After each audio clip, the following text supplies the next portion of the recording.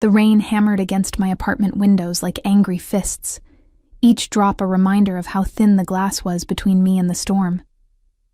I pressed my forehead against the cool pane, watching the street below transform into a river of darkness and neon reflections. My breath fogged the glass, obscuring the world outside, a world I'd been trying to keep at bay for months now. The double shift at the diner had left my feet throbbing, my lower back a constant ache that no amount of stretching could ease. I smelled like grease and desperation, the scent clinging to my uniform despite 3 washes. The fabric was worn thin at the elbows, nearly transparent in places. I couldn't afford a new one. I couldn't afford much of anything. My studio apartment was barely large enough to breathe in. The kitchenette consisted of a hot plate, a mini fridge that hummed like it was dying, and a sink that dripped no matter how tightly I turned the faucet. The sound had become a metronome for my insomnia. Drip, drip, drip, counting down the seconds of my small, invisible life. I was 24, and exhausted in a way that sleep couldn't fix. The thunder cracked so loudly I jumped, my heart lurching into my throat. Then I heard it, a sound that didn't belong to the storm. A knock, hesitant, almost apologetic. I wasn't expecting anyone. No one ever came here. Padding to the door in my threadbare socks, I peered through the peephole. The hallway light flickered, casting shadows that made everything look sinister. But what I saw made my breath catch for an entirely different reason. A man stood there, and even through the distorted fisheye lens, I could see he didn't belong in this building. His coat, black, expensive, the kind that probably cost more than 3 months of my rent, was soaked through, clinging to broad shoulders. Water dripped from dark hair that fell across his forehead, and even in the dim light, I could see the sharp angle of his jaw, the kind of face that belonged on magazine covers or movie screens.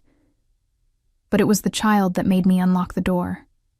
A little boy, maybe 4 or 5, clutched the man's hand. His other arm wrapped around a stuffed rabbit that had seen better days.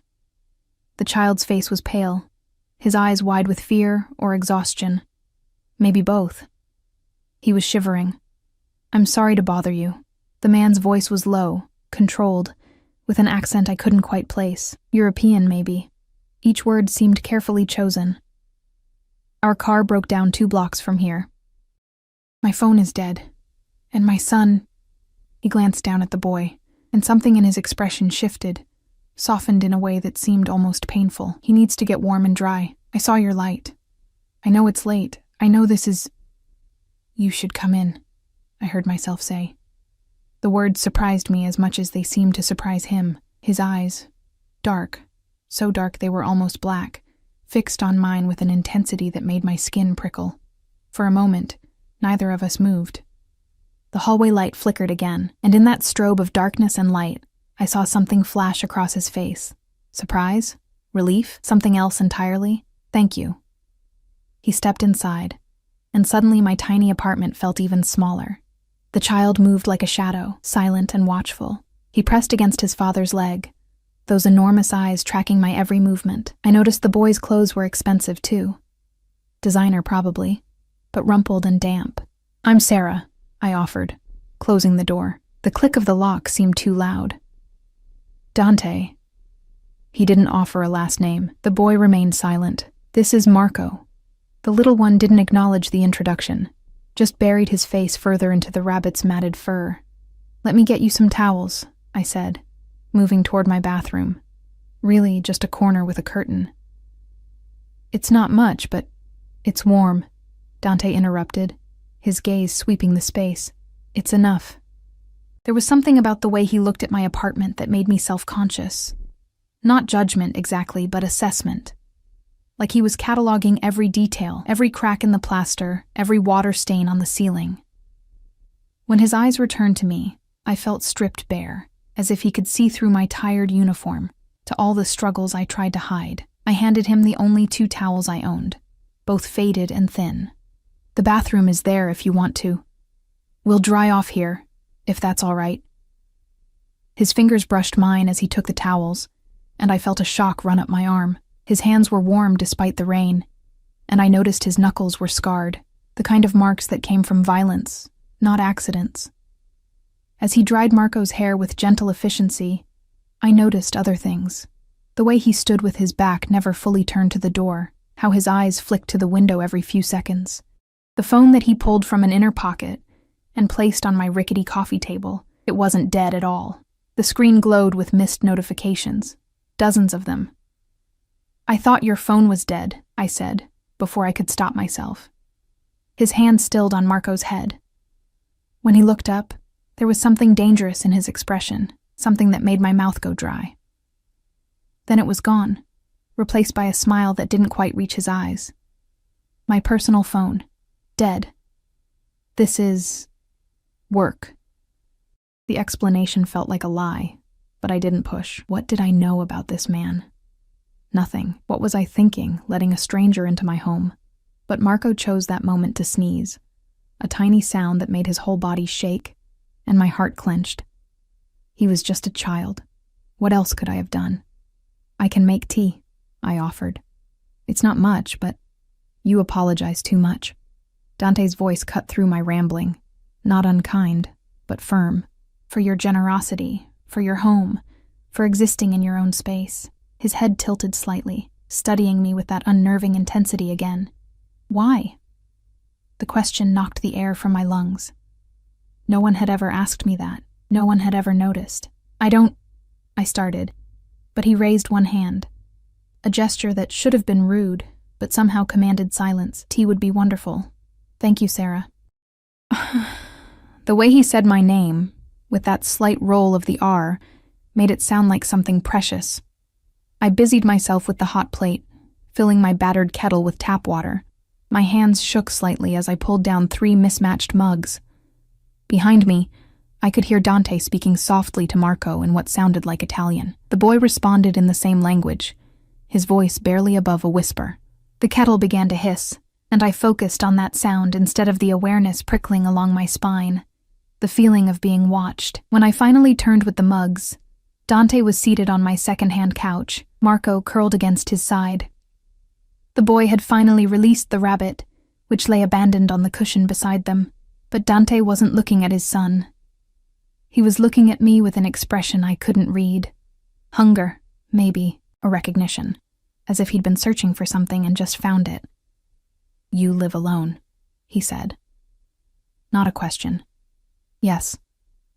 I handed him a mug, then knelt to offer one to Marco. The child's fingers were still cold when they brushed mine. "It's just me. No family?" The question felt invasive, but his tone was gentle, almost concerned. I found myself answering anyway. "Not anymore. My parents passed away 2 years ago. Car accident." The words still felt like gravel in my throat. "I have a brother, but we're not close." Dante's jaw tightened. "I'm sorry." "It's fine. I'm fine." Another lie, but a familiar one. "No," he said quietly. "You're not." The certainty in his voice should have angered me. Instead, I felt tears prick the corners of my eyes. I blinked them away rapidly, turning to retrieve my own mug. "Marco's mother?" I asked, desperate to shift the focus away from myself. The temperature in the room seemed to drop 10 degrees. Dead. The single word was flat, final. 3 years ago. "I'm so sorry." I looked at Marco, who had gone very still. "That must be—" "He doesn't remember her well," Dante interrupted, his hand moving to stroke the boy's damp hair. The gesture was tender, protective. "Sometimes I think that's worse." We sat in silence for a while, the only sounds the rain against the windows and the rhythmic drip of my sink. Marco's eyes began to droop, his small body relaxing against his father's side. Dante's expression softened as he looked down at him, and for a moment, he seemed almost vulnerable. "You're good with him," I observed. "He's everything." The words were simple, but the weight behind them was enormous. "I would do anything for him, anything." His eyes lifted to mine, and there was something almost frightening in their depths. "Do you understand? Anything?" I nodded, though I wasn't sure I truly understood the intensity of what he was conveying.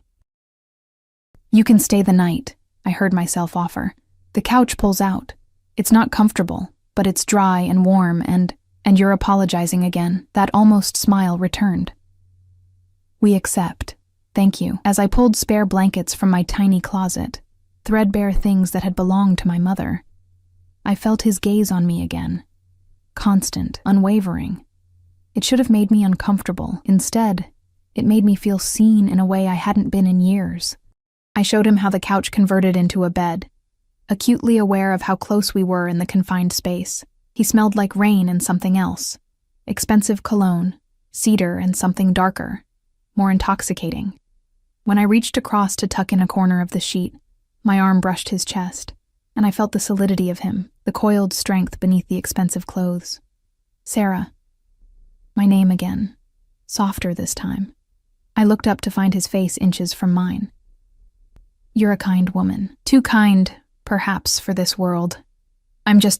Don't. His hand rose, and for a moment I thought he might touch my face. Instead, he let it fall back to his side. Don't diminish yourself. Not to me. My heart was racing, and I didn't understand why. This was just a stranger, just a man seeking shelter from the storm. Yet something about him felt monumental, like standing at the edge of a cliff in the dark, unable to see the drop, but feeling it nonetheless. I helped him settle Marco on the makeshift bed, the boy already half asleep, clutching his rabbit once more. Then I retreated to my own corner of the studio, separated from them by nothing more than a few feet and a bookshelf that didn't quite reach the ceiling. As I lay in my own bed, listening to the sounds of their breathing settling into the rhythm of sleep, my phone buzzed on the nightstand, a text from my manager at the diner. Can you cover the morning shift? Jenny called in sick. Of course she did. I typed back a quick confirmation, already dreading the exhaustion that would come with only a few hours of sleep. I was just setting the phone down when I heard it. A voice, low and speaking rapid Italian. Dante. I held my breath, listening. He wasn't talking to Marco. He was on the phone, his tone sharp, commanding. Though I couldn't understand the words, I understood the authority in them. This was a man used to giving orders, used to being obeyed. My stomach tightened with unease.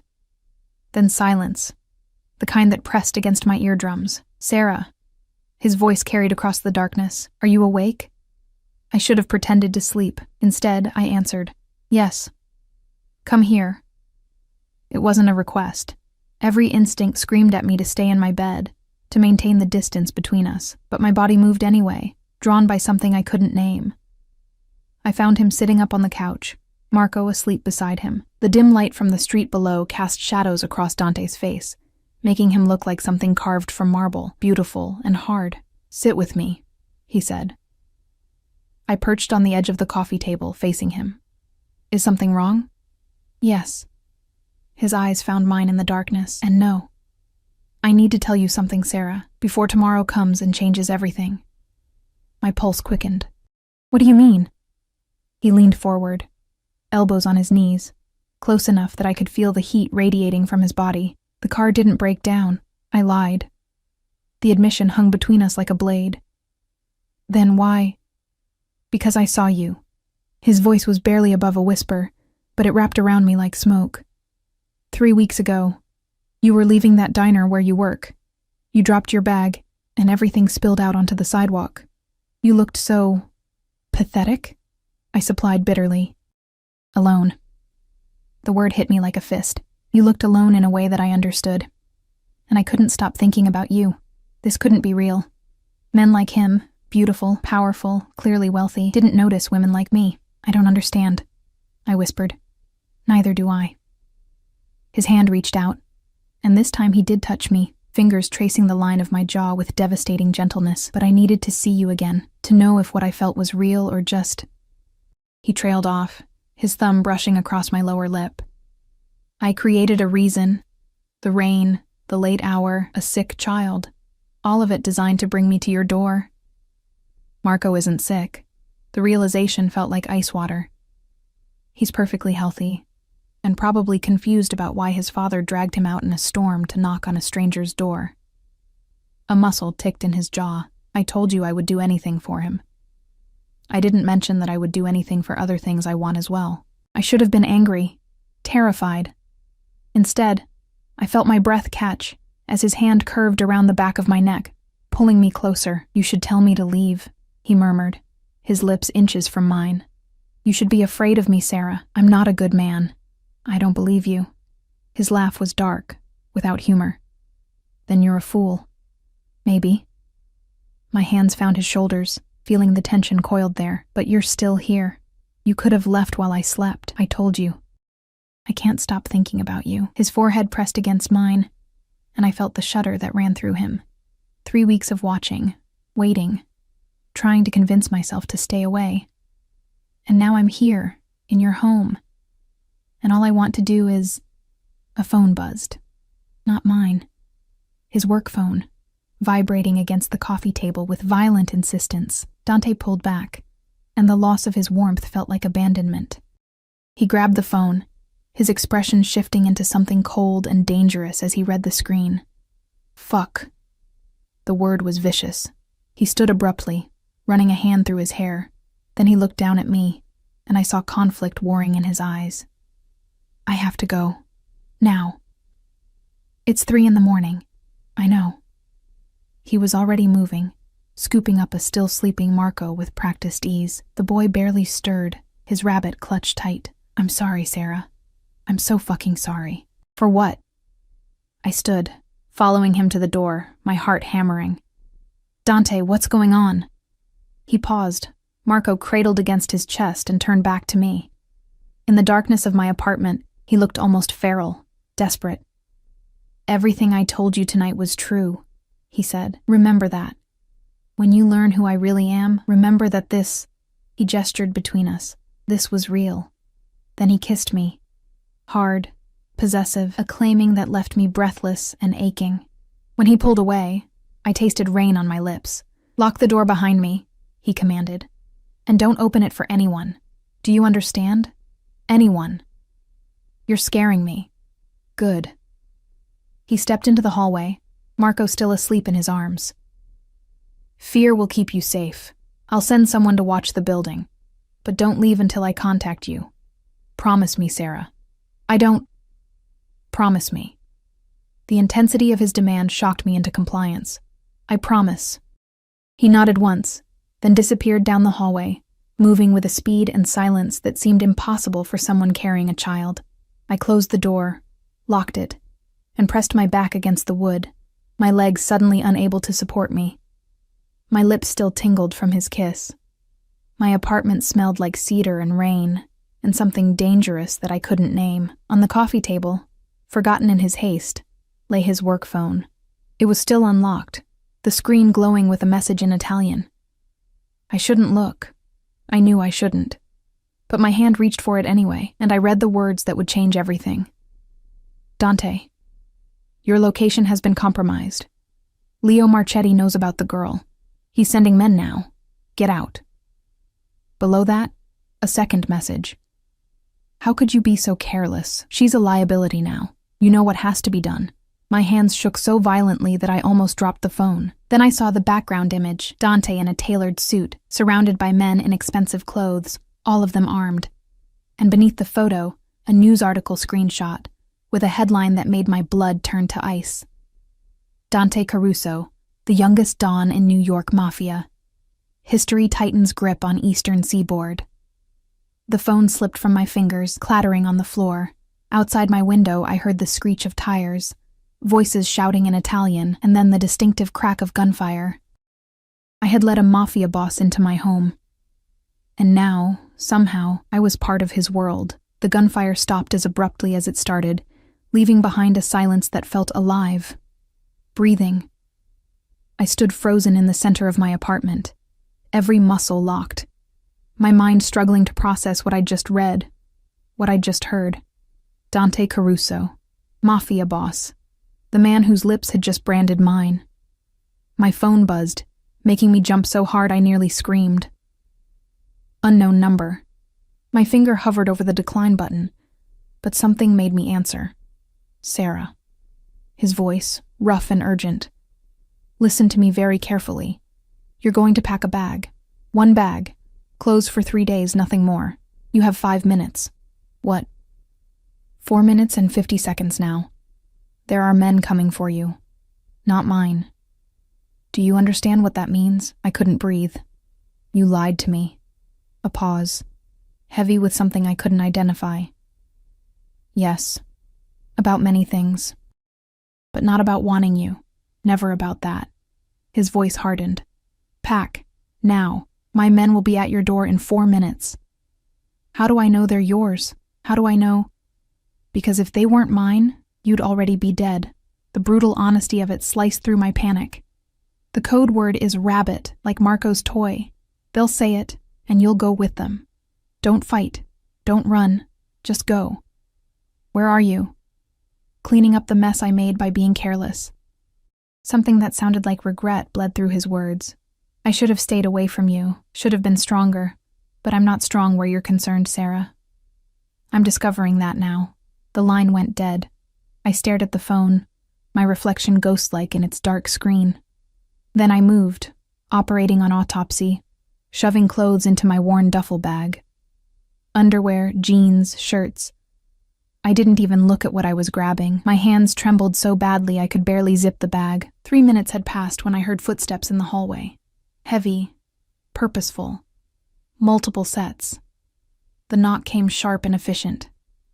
Rabbit, a deep voice said through the door. We're here for the rabbit.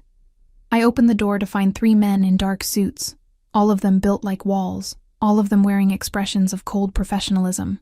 The one in front had a scar bisecting his left eyebrow and eyes that assessed me like I was a problem to be solved. Miss Fletcher. Not a question. I'm Antonio. We need to leave now. Where are you taking me? Somewhere safe. He reached for my bag, and I pulled it back instinctively. His expression didn't change, but something flickered in his eyes. We can do this easy, or we can do this fast. Boss prefers easy, but he'll accept fast if necessary. The casual mention of Dante as boss made this nightmare crystallize into reality. I handed over the bag. They surrounded me as we moved through the hallway, down the stairs. The elevator was apparently not an option. One in front, one on each side, moving in synchronized precision that spoke of military training. When we reached the ground floor, Antonio held up a fist, and everyone froze. He spoke into a phone in rapid Italian, listened, then nodded. Clear. 30 seconds to the car. The car was a black SUV with tinted windows, idling at the curb with its engine running. The back door opened before we reached it, and I was guided inside with a hand on my head, just like I'd seen in movies. The leather seats were heated, expensive. The interior smelled like gun oil and cologne. Antonio slid in beside me, while the other 2 took the front seats. The doors locked with an ominous click, and we pulled away from my building, my life, with smooth efficiency. Phone, Antonio said, holding out his hand. What? Your phone. Give it to me. No, You need to disappear, Miss Fletcher. Your phone is a tracking device. It stays here. When I hesitated, his voice softened slightly. You'll get a new one. Untraceable. Boss's orders. I handed it over, feeling like I was surrendering my last connection to normalcy. Antonio powered it down, removed the SIM card with practiced efficiency, and tucked both into his jacket pocket. We drove in silence through streets I recognized, then ones I didn't. The city gave way to highways, then to tree-lined roads that wound through darkness. I had no idea where we were going. No idea what waited for me at the end of this journey. Is Marco safe? The question escaped before I could stop it. Antonio's expression softened fractionally. The boy is always safe. Boss makes certain of that. And Dante? The Don, Antonio corrected, emphasis on the title, is handling the situation. The shooting was necessary. His tone indicated the subject was closed. I pressed my forehead against the cool window, watching my reflection merge with the darkness outside. How had this happened? 24 hours ago, my biggest worry was making rent. Now I was fleeing my home in the custody of armed men, running from enemies I didn't know existed, all because I'd shown kindness to a man who'd manipulated his way into my apartment. Except it hadn't felt like manipulation when he kissed me. It had felt like revelation. We're here, the driver announced. Here was a mansion. No other word for it. Iron gates swung open automatically as we approached, revealing a long driveway flanked by manicured lawns and mature trees. The house itself was massive, 3 stories of stone and glass and old money, lit from within like a jewel box. Antonio helped me from the car with unexpected courtesy. "This way, Miss Fletcher." The front door opened before we reached it, held by a woman in her 60s with steel-gray hair, pulled back in an efficient bun. Her eyes swept over me, my cheap clothes, my scuffed shoes, my obvious terror, and her expression softened. "Poor child," she murmured in accented English. "Come, you must be exhausted." She introduced herself as Rosa, the housekeeper, and led me through rooms that belonged in magazines. Marble floors, crystal chandeliers, artwork that was probably worth more than I'd earn in 10 lifetimes. My duffel bag looked obscene in these surroundings, a tattered reminder of everything I was and wasn't. The bedroom she showed me to was larger than my entire apartment. A 4-poster bed dominated the space, dressed in linens that probably had a thread count I couldn't comprehend. French doors opened onto a balcony overlooking gardens that disappeared into darkness. "You're safe here," Rosa said, setting my bag on a bench at the foot of the bed. "The Don, he protects what's his." "I'm not," I started, but she silenced me with a look. "You're here, in his home, under his protection." She moved to the bathroom, and I heard water running. "That makes you his, whether you accept it yet or not." When she left, I stood in the center of that impossible room, lost. The bath she'd drawn smelled like lavender, and something exotic I couldn't name. My reflection in the mirror showed a stranger, pale, wide-eyed, trembling. I stripped mechanically and sank into water so hot it bordered on painful. The heat unknotted muscles I hadn't realized were clenched, but it did nothing for the chaos in my mind. Dante Caruso, Mafia Don, a man who commanded violence with phone calls, who moved through the world surrounded by armed guards, who had watched me for 3 weeks before orchestrating our meeting. A man who kissed me like I was oxygen and he was drowning. I don't know how long I stayed in that tub, but the water had gone lukewarm when I heard the door to the bedroom open. My heart stopped. Then his voice, rough and weary. "Sarah." I should have told him to leave, should have demanded answers, explanations, apologies. Instead, I grabbed the plush robe hanging on the bathroom door and stepped out to face him. He stood in the bedroom doorway, still in the clothes from earlier, now rumpled and bearing dark stains I didn't want to identify. His face was harder than I remembered, carved from something unforgiving. But his eyes, those dark, fathomless eyes, held the same hunger I'd seen in my apartment.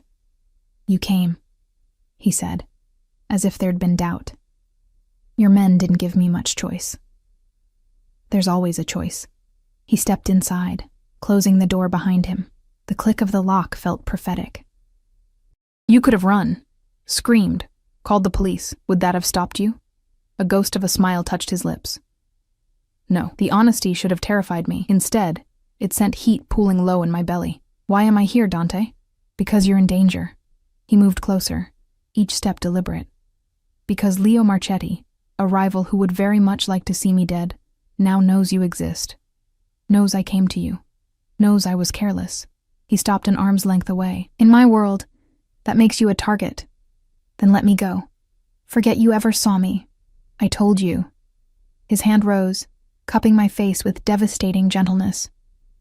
"I can't stop thinking about you, can't stop wanting you. And now that I've touched you, tasted you, had you in my home." His thumb traced my lower lip, his gaze following the movement. "Now you're mine to protect, mine to keep safe. Mine." The possessiveness in that last word should have sent me running. Instead, I leaned into his touch, my body betraying every rational thought screaming in my head. "I don't even know you," I whispered. "Yes, you do." His forehead pressed against mine, and I felt the shudder run through him. "You know the parts that matter. Everything else. The violence, the power, the empire I built, that's just armor. But you, Sarah, you see underneath. I see a liar. Yes.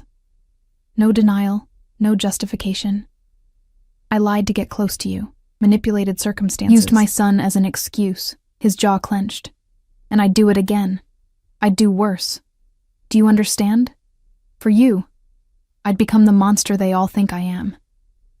His confession hung between us like a blade, sharp and dangerous. I should have pushed him away, demanded he take me home, insisted this madness end. Instead, my fingers curled into the fabric of his shirt, holding him close, even as my mind screamed warnings.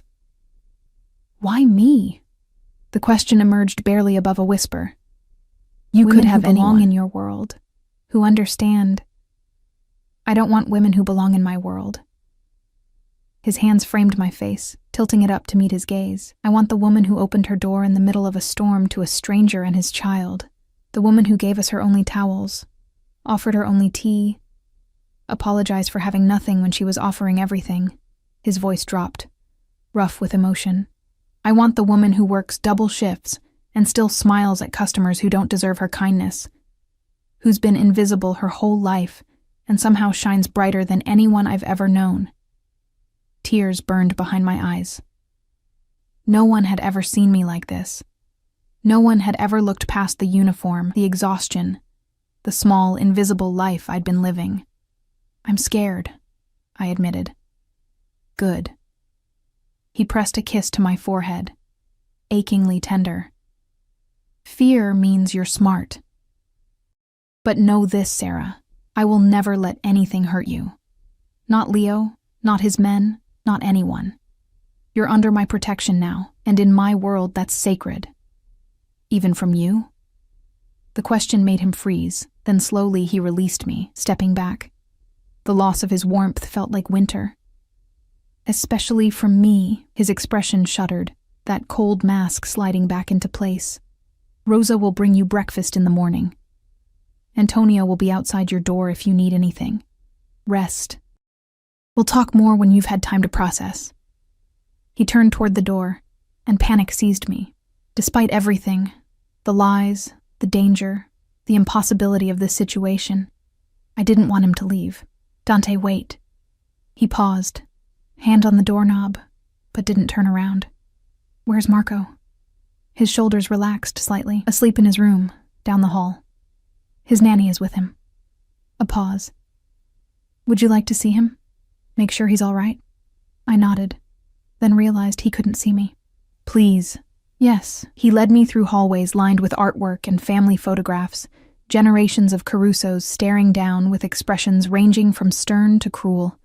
Dante's face appeared in several of the more recent photos, always serious, always separate somehow from the others around him. Marco's room was a child's paradise, walls painted with murals of forests and castles, shelves overflowing with toys and books, a bed shaped like a racing car, and in that bed, clutching his beloved rabbit, was the little boy who'd unknowingly been part of his father's manipulation. The nanny, a kind-faced woman in her 40s, looked up from her book and immediately stood, recognition flickering across her features as she saw me. Miss Fletcher, she murmured, her accent similar to Rosa's. The Don said you might visit. Had he? When had he found time to inform his staff about me? I approached the bed slowly, looking down at Marco's sleeping face. In rest, he looked peaceful, innocent. No shadows of the violence that surrounded his life, no awareness of the danger his father navigated daily. He asked about you, Dante said quietly from behind me. Before bed. Wanted to know if the nice lady was okay, if we'd thanked you properly for helping us. The knife of guilt twisted deeper. This child, at least, had been genuine in his need for shelter. Whatever game Dante had been playing, Marco had been innocent. He's beautiful, I whispered. He's everything. Dante moved to the bedside, adjusting the blanket with a father's automatic care. His mother died giving birth to him.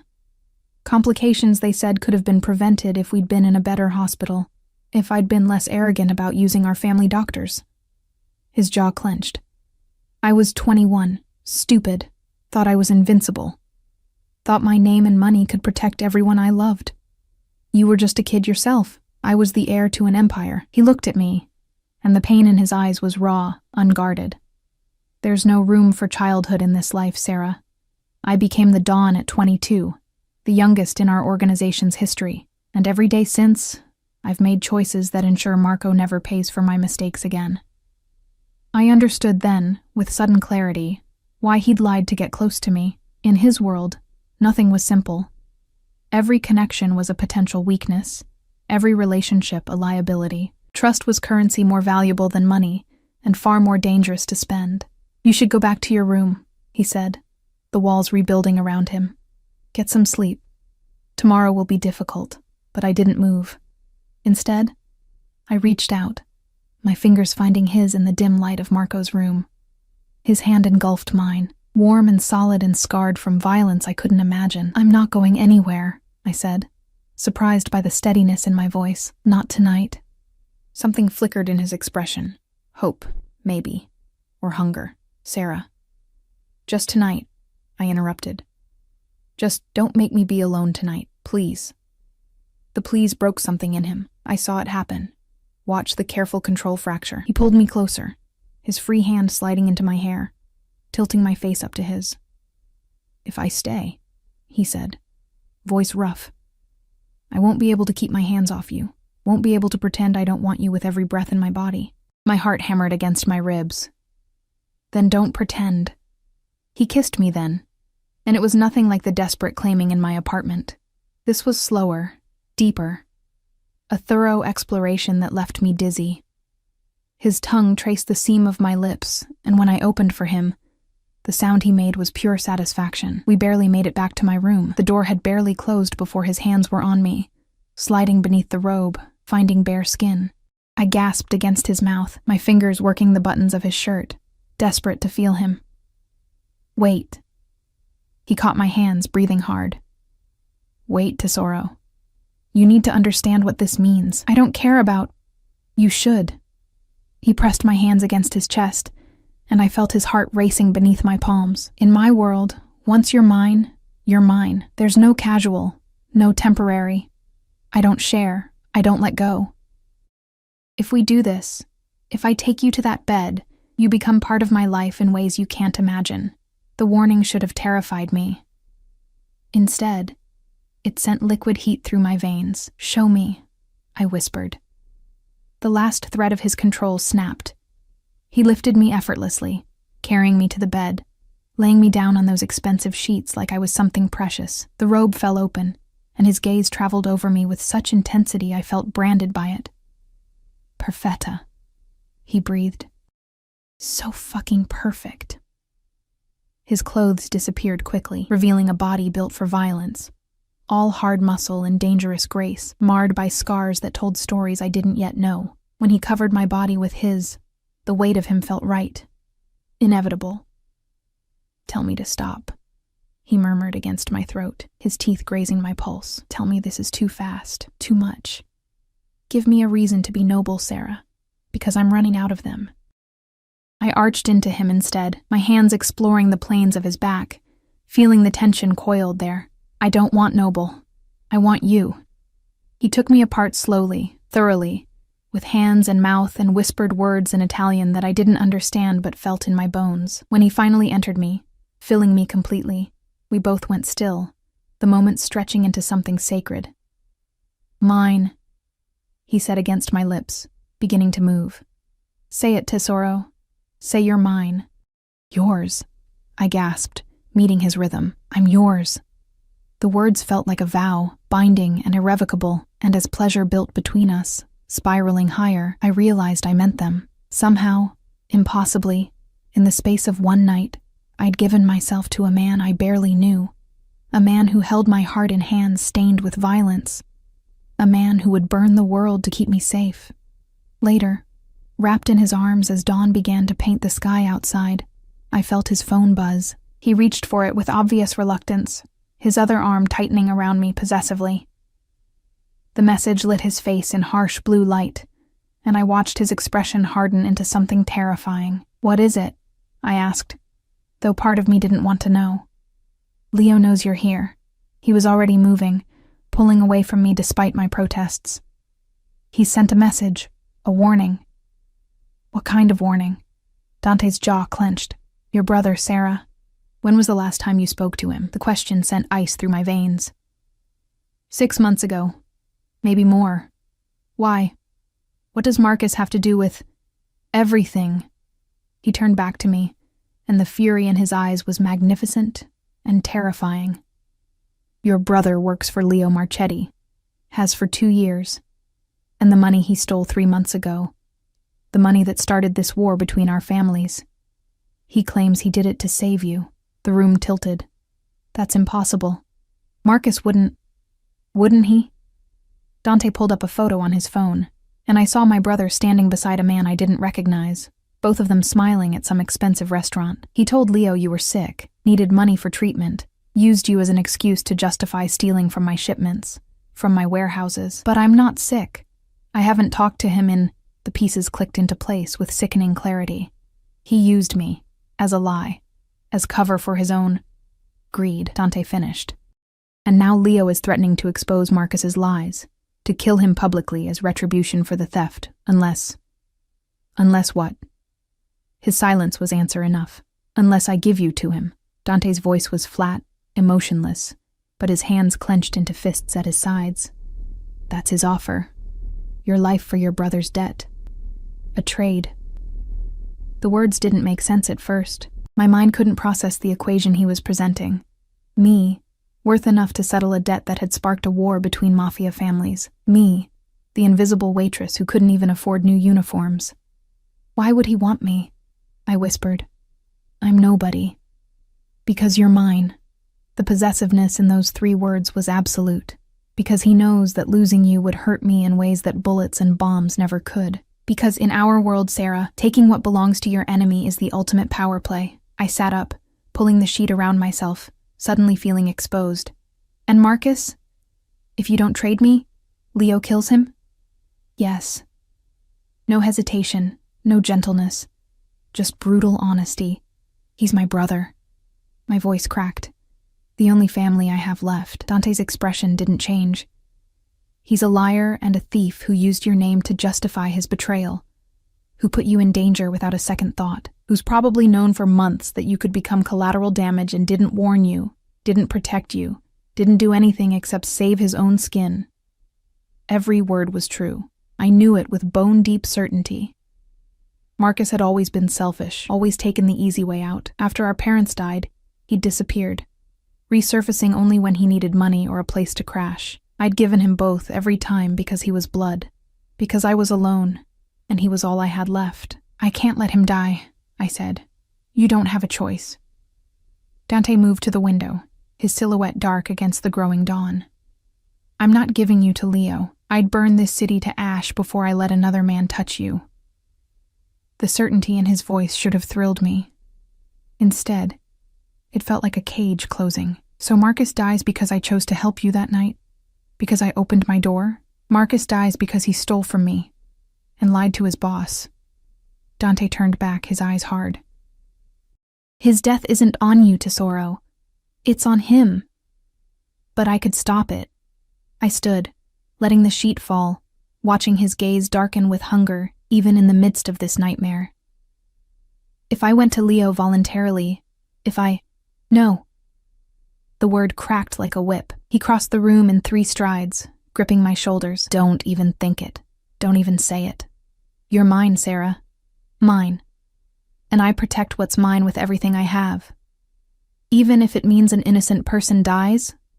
His laugh was bitter. "There are no innocent people in my world. Your brother made his choices. Now he lives, or dies, with the consequences." I pulled away from him, my mind racing. Let me talk to him. To Marcus. Maybe if I understand what happened, why he what? Why he threw you to the wolves to cover his own ass. Dante's control was fracturing, rage bleeding through. There's no explanation that makes this acceptable, no justification that... His phone rang, cutting off the argument. He glanced at the screen, and something in his expression shifted. "It's Leo," he answered, switching to speaker. "Marchetti. Caruso." The voice that emerged was smooth, cultured, with an accent that spoke of old money and older violence. "I trust you received my message." I did. "And your answer?" Dante's eyes never left mine. "Go fuck yourself." A low chuckle. "I expected as much. You always were sentimental about your toys." "Very well. The brother dies at noon today. Publicly. Messily. And then I come for the girl anyway, because you've shown me exactly how valuable she is. You come near her, You'll what? Start a war? Leo's amusement was evident. We're already at war, Dante. Your father would be ashamed at how soft you've become. All this for a waitress? A nobody? She must be extraordinary in bed. I watched Dante's free hand clench, his knuckles white. Careful, Leo. Or what? You'll kill me? You've been trying for months. A pause. Here's what's going to happen. I'm going to kill Marcus Fletcher at noon in front of witnesses. Then I'm going to take everything you love, your businesses, your territory, your reputation. And eventually, I'll take her too. Maybe I'll keep her alive for a while. Let her see what happens to women who choose the wrong man to protect them. I'll see you dead first. You can try. The line went dead. Dante stood frozen for a moment, the phone still in his hand. Then, with deliberate calm, he set it down on the dresser and turned to me. Get dressed, he said quietly. We're going out. Where? To save your worthless brother's life. He pulled on his clothes with efficient movements. Because apparently, I'm the kind of fool who'll start a war to keep you happy. Hope flared in my chest. You'll trade for him? Negotiate? No. He fastened his shirt, his expression grim. I'm going to take him. By force, before Leo can execute him. That's suicide. You said Leo has men everywhere. That he's been planning this. I don't care. He cupped my face, his thumb brushing my cheekbone. You want your brother alive? I'll bring him back alive. But understand this, Sarah. I'm not doing this for him. I'm doing this for you. Because your pain is my pain now. And I'd rather face 100 of Leo's men than see you hurt. Tears spilled down my cheeks. You can't. It's too dangerous. I won't let you. You don't get a vote. He kissed me, hard and fast. You're mine to protect, even from yourself. Now get dressed. You're staying here with Marco under Rosa and Antonio's protection. There are 20 armed men stationed around this property. Don't leave the house. Don't open doors. Don't trust anyone except the people I've assigned to you.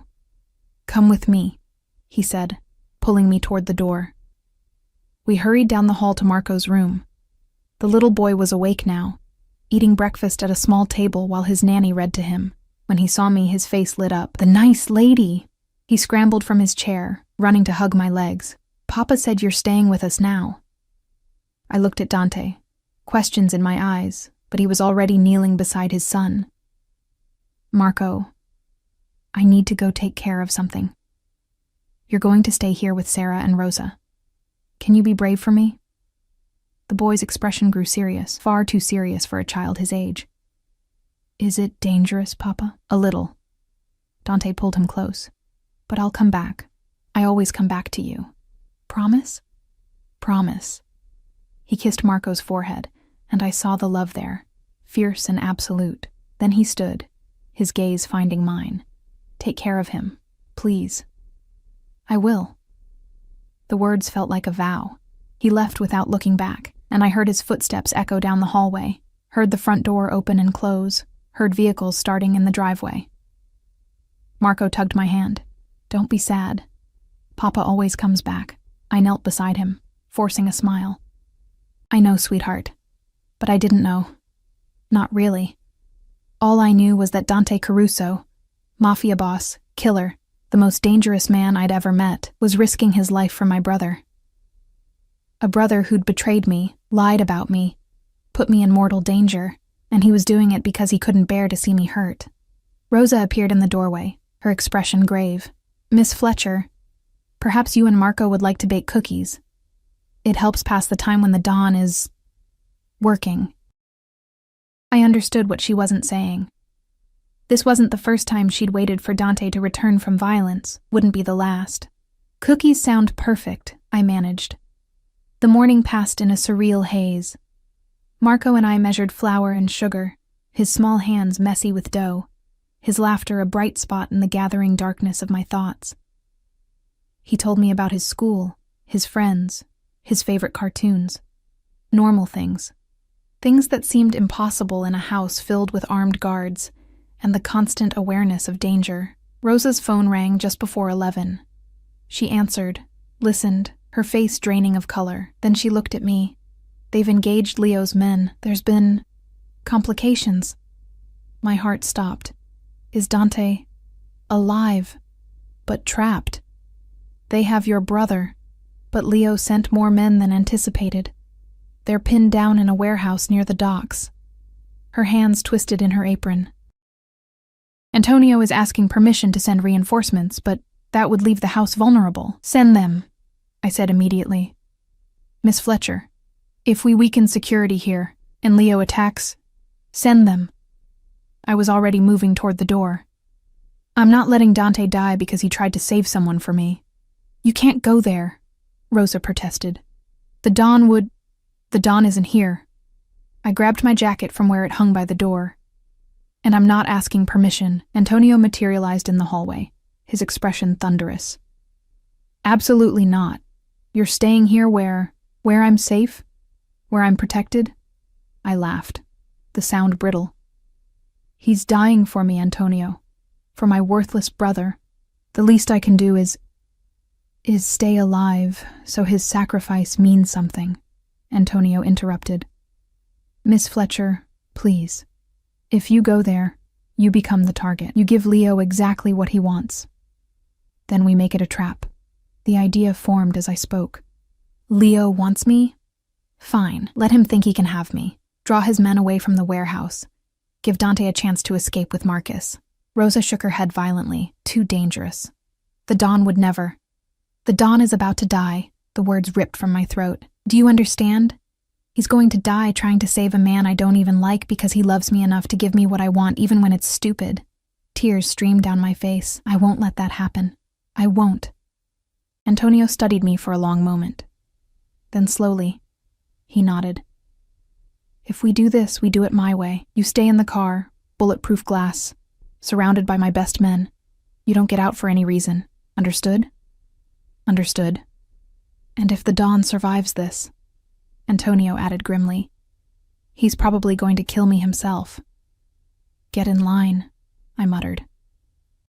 The warehouse district looked like something from a nightmare. Abandoned buildings with shattered windows, rusted shipping containers stacked like a child's blocks, and the acrid smell of burning oil thick in the air. Antonio's SUV rolled to a stop 3 blocks from the warehouse where Dante was trapped, and I could already hear the gunfire, sharp cracks that made my whole body flinch with each report. Stay in the vehicle, Antonio commanded, his hand already on his weapon. 2 men stay with you at all times. Windows stay up, doors stay locked. If I radio the code word Nightingale, you drive away immediately. Don't wait for me, don't wait for anyone. Just go. What about Dante? His expression softened fractionally. The Dawn has survived worse. He'll survive this too. But I heard the doubt beneath the certainty. I watched through the tinted windows as Antonio and 6 other men disappeared into the maze of containers and debris. The 2 guards remaining with me, silent, muscular men whose names I didn't know, positioned themselves on either side of the SUV, weapons drawn, eyes scanning constantly. My phone, the new untraceable one Antonio had given me that morning, buzzed in my pocket. Unknown number. My hands shook as I answered. Sarah. Dante's voice, rough and breathless. What the fuck are you doing here? How did you... I have eyes everywhere, even when I'm pinned down by a dozen of Leo's men. A burst of gunfire punctuated his words. Antonio just radioed that you insisted on coming. Are you insane? Probably. I pressed my hand against the window, as if I could reach through the glass and distance to touch him. I couldn't just sit there while I what? While I kept my promise to you? His laugh was harsh. This is what I do, Tesoro. This is who I am. Violence and blood and impossible situations are my normal. Not for me. Not because of me. A pause, filled with the distant sound of shouting and more gunfire. Then, quieter. Everything I do now is for you. Don't you understand that yet? Before I could respond, I saw movement in my peripheral vision. A black sedan, approaching too fast, windows down. I saw the barrels of guns emerging and screamed a warning, but it was too late. The SUV rocked as bullets slammed into the armored sides. My guards returned fire, their weapons deafening even through the reinforced glass. The sedan swerved, 2 of its tires blown out by the barrage, but more vehicles were appearing, 3, 4, 5 of them, all converging on our position. "Sarah!" Dante's voice crackled through the phone. "Sarah, answer me." "I'm okay. The glass is holding." My voice sounded remarkably calm, considering my heart was trying to beat out of my chest. "But there are more cars coming. So many cars." I heard him curse in Italian, heard him shouting orders to someone. "I'm coming to you." "Hold on. Just hold." "No." I watched as one of my guards went down, clutching his shoulder. "You can't leave Marcus. That's what Leo wants. He wants you exposed, wants you to choose between us. There's no choice." The certainty in his voice was absolute. "There was never a choice. Marcus can rot for all I care. Dante, please. I love you." The words stopped my breath. "I know it's too soon. I know it's impossible. But I love you, Sarah Fletcher. I've loved you since I saw you drop that bag 3 weeks ago and apologize to the sidewalk for making a mess. I've loved you through every moment of watching you, wanting you, lying to get close to you. And I'll be damned if I let Leo Marchetti take you from me now." Tears blurred my vision. "You can't love me. You don't even know me. I know enough. I know you're kind when the world has given you every reason to be hard. I know you work yourself to exhaustion and still smile. I know you opened your door to a stranger in a storm. I know you're sitting in a bulletproof SUV under fire right now because you couldn't bear the thought of me getting hurt." His voice dropped to something raw, vulnerable. "I know you're the first thing that's felt real to me in years, maybe ever." "I love you too," I whispered, the admission torn from somewhere deep inside. "God help me, I do." "Then trust me. Trust that I'll get to you. Trust that we'll survive this." The sedan that had been disabled suddenly exploded, a fireball that lit up the gray morning. I screamed, dropping the phone, watching in horror as flames engulfed the vehicle. My remaining guard was shouting into his radio, his face grim. Then I saw him. Dante, emerging from behind a shipping container like an avenging angel. His suit jacket discarded, his white shirt splattered with blood, whether his or someone else's, I couldn't tell. He moved with lethal grace, his weapon an extension of his arm, dropping 2 of Leo's men before they even registered his presence. Behind him, Antonio dragged someone, Marcus. My brother looked worse for wear, his face bruised, his expensive suit torn, but he was alive. "Drive toward them," I commanded the driver. "Now, Miss Fletcher, my orders." "Your orders are to protect me. The best protection is getting your boss and getting out of here." I leaned forward, my voice hard. "Drive. Now." He obeyed, the SUV lurching forward. We closed the distance in seconds, bullets pinging off the armored exterior like deadly rain. The rear door swung open, and Antonio shoved Marcus inside before diving in himself. Dante followed, slamming the door behind him, and suddenly the vehicle felt too small, too full of tension and violence and barely controlled chaos.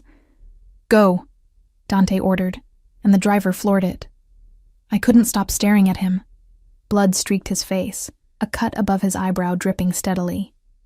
His hands, those beautiful, deadly hands, were scraped and bruised, but he was alive. He was here. "You're insane," he said, his voice rough. "Come in here, risking yourself." I launched myself at him, cutting off his words with a kiss that tasted like copper and smoke and desperate relief. He caught me, pulling me into his lap, his arms banding around me like he'd never let go. "Don't ever do that again," he murmured against my lips. "Don't give me a reason to." Behind us, Marcus made a sound, half laugh, half sob. I pulled away from Dante reluctantly, turning to face my brother for the first time in 6 months. He looked terrible, older than I remembered, harder. His eyes, the same green as our mother's, were shadowed with things I didn't want to understand. "Sarah," he rasped.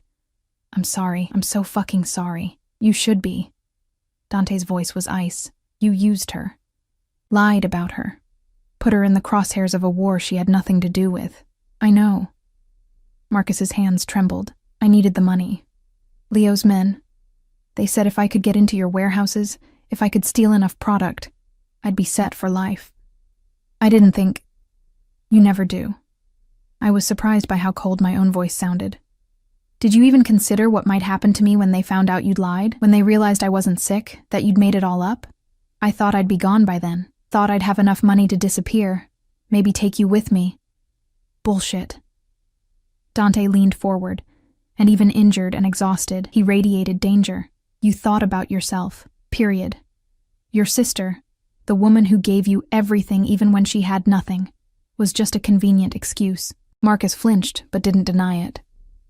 What happens now? Now? Dante's smile was razor sharp. Now you work for me. You pay off your debt with years of service. You do exactly what I tell you. When I tell you, no questions asked. And if you ever put Sarah in danger again, I'll kill you myself. Slowly. Dante. I started to protest, but he silenced me with a look. This is mercy, Tesoro. More than he deserves. The alternative is, I hand him back to Leo and let nature take its course. Marcus went pale. I'll do it. Whatever you want. I'll do it. Good. Dante pulled out his phone, barking orders in Italian. Within minutes, we'd arrived at a different property. Not the mansion from earlier, but a fortified compound with walls topped with razor wire and guards at every entrance. Safe house, Dante explained as we were hustled inside. Leo knows about the estate now. We'll stay here until I can eliminate the threat permanently. The building's interior was utilitarian. Concrete walls, minimal furniture, everything designed for function over comfort, but it was secure. And right now, that was all that mattered. Medical personnel appeared immediately, converging on Dante. He waved them off irritably. I'm fine. Check Marcus first, then Sarah. I'm not hurt, I protested. You were under fire. You're getting checked. His tone brooked no argument. While a doctor examined me, pronouncing me bruised but unharmed, I watched Dante pace the room like a caged predator, phone pressed to his ear, issuing commands in rapid Italian. He was coordinating something, I realized. Something big. When he finally ended the call, his expression was grim. Leo crossed a line today, he said, addressing the room.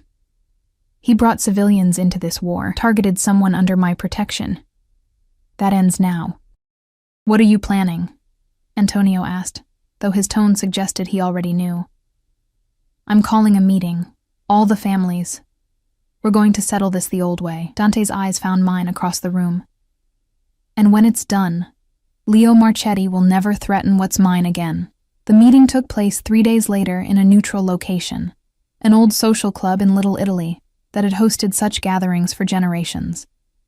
Dante explained the rules: no weapons inside, neutral mediators from the other families, strict protocols that had governed Mafia disputes for over a century. I wasn't allowed to attend. Instead, I waited at the safe house with Marco, Rosa, and enough guards to repel a small army. The hours crawled by, each minute an eternity. When Dante finally returned, the sun was setting, painting the sky in shades of blood and fire. He looked exhausted, but unharmed, and the relief that flooded through me was almost painful. It's done, he said simply. Leo has agreed to a truce. Your brother's debt is forgiven in exchange for him working directly for me. The families have recognized you as under my protection, officially, permanently. Anyone who touches you answers to all of us, not just me. What did it cost you? I asked, because I knew how these things worked. Nothing came free in his world. Territory, money, concessions I'll spend years rebuilding. He cupped my face, his thumbs brushing away tears I hadn't realized were falling. Worth every penny, every inch of ground. You're safe now, Sarah. Truly safe. And us? The question was barely a whisper. Us? He smiled, and it transformed his face, chasing away the shadows. We're just beginning. 6 months later, I stood in the garden of Dante's estate, our estate now, watching Marco chase butterflies through the roses. My engagement ring caught the sunlight, throwing rainbows across the grass. The wedding was planned for next month. Small, intimate, just family and close associates. Dante had offered me something lavish, but I'd refused. I didn't need spectacle. I just needed him.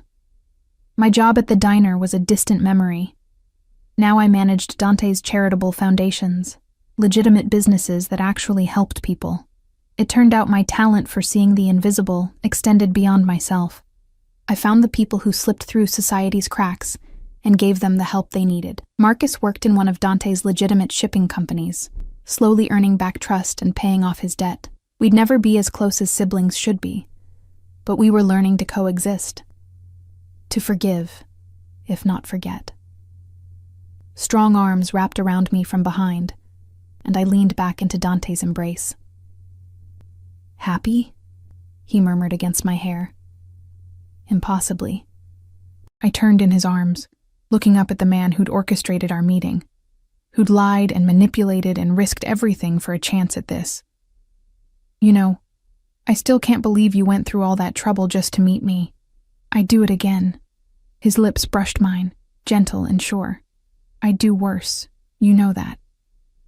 I know. And I did. I understood now what it meant to be loved by Dante Caruso. It was fierce and possessive, and sometimes frightening in its intensity. But it was also steady, protective, absolute. He would burn the world for me. And somehow, impossibly, I'd learned to let him. Marco ran up to us, clutching a butterfly that had landed on his hand. "Look, Sarah. Look, Papa." We admired his catch, watching as he gently released it back to the sky. As it flew away, Dante pulled us both close, his family. The things he'd kill to protect. I thought about that night 6 months ago, when I'd opened my door to a stranger in a storm. How that single choice had led to this. To love, to danger, to a life I never could have imagined.